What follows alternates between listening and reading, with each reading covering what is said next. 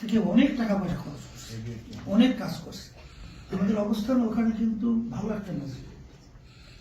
সেখানে কেন্দ্র থেকে আমাকে বলছে যে দেশীয়ভাবে ইসলামের পক্ষে, ইসলামী আন্দোলনের পক্ষে একটা ভাবমূর্তি বাড়ার জন্য যদি এই সিদ্ধান্তটা নেওয়া হয় ভালো হবে। আমি চিন্তা করছি ওর কাছে কথা বললে এই মুহূর্তে ও কেমন ব্যাপারটা কি বলে না বলে চিন্তা বিষয়। আমি মোবাইল দেওয়ার পরে ও মোবাইল দিয়েছিল, আমি পাইতেছিলাম না দেশে। পরে আমি বলছি একটু আমাকে মোবাইল করতে বলে। তারপরে আমি বলতেছি যে বিভিন্ন জায়গা থেকে এবং কেন্দ্রীয়ভাবে যে কথাটা বলতেছে, এখন আমাদের এই সিদ্ধান্ত নিলে আমাদের আন্দোলনের জন্য, ইসলাম দেশের কল্যাণের জন্য ভালো হয়। তোমার কি মত? করে হুজুর আলহামদুলিল্লাহ। একটা শব্দ কিলোকালও করবে না।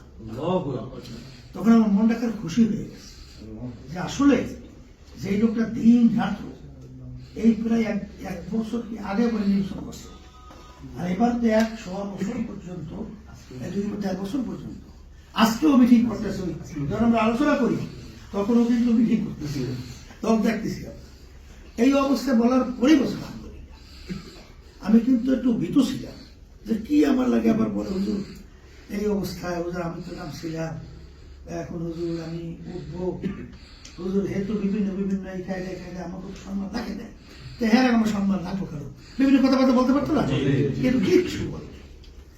আমি এই কথাটা এই জন্য বলছি যে আল্লাহ রহমত ধরো আমি কোনো প্রার্থী হয়েছি, এখানে আমার এমপি হওয়া, মন্ত্রী হওয়া আল্লাহ রহমতে, এই ধরনের একটু কিঞ্চিত আমার ভিতরে আল্লাহ রহমতে আশা, আকাঙ্ক্ষা, উদ্দীপনা, আগ্রহ নাই।